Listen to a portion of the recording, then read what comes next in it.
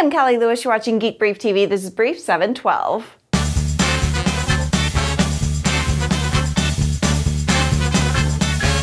I've talked about a couple iPhone apps before on the brief that allow you to control your DSLR camera remotely. You can control the shutter speed, the aperture, and snap the photos. But what if you don't have an iPhone or don't want to use your iPhone to control your cameras?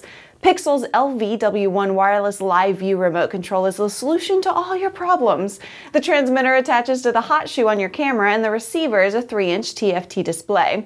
You'll get all that and 5 hours of battery life for around $330. More and more TVs are internet enabled, giving you access to download movies and browse the web straight from the TV. It's still a small percentage of TVs that have this capability, but the trend is starting to catch on. Walmart has stepped out to say they like the idea and obviously they think it should be more widespread. Walmart bought Vudu. They're spreading the word fast to manufacturers and television studios, and I expect to see a dramatic increase in internet-enabled TVs very soon. An app called Mark the Spot came out a while ago and I thought it was cool, but I never mentioned it on the brief.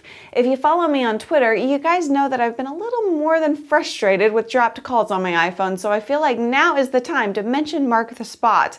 It's an official app from AT&T. You can report when you get a dropped call or a failed attempt. You can report data failure, an area with no coverage at all, and even when you get horrible voice quality. You can tell them how often the dropped call happens when you're in that spot.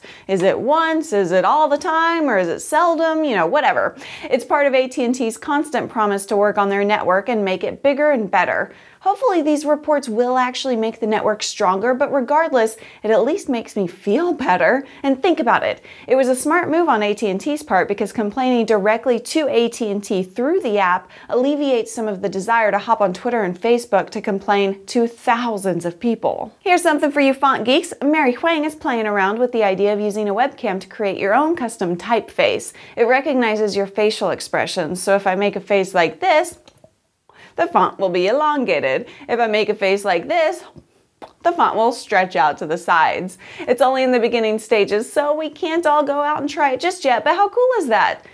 I wonder what face I'd use to determine my Callie font.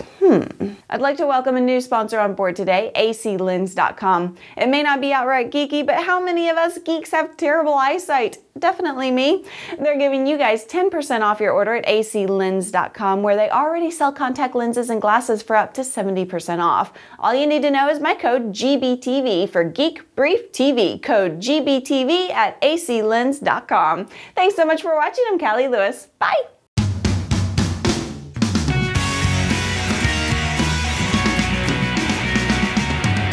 I expect to see a dramatic increase in internet-enabled. Whoa!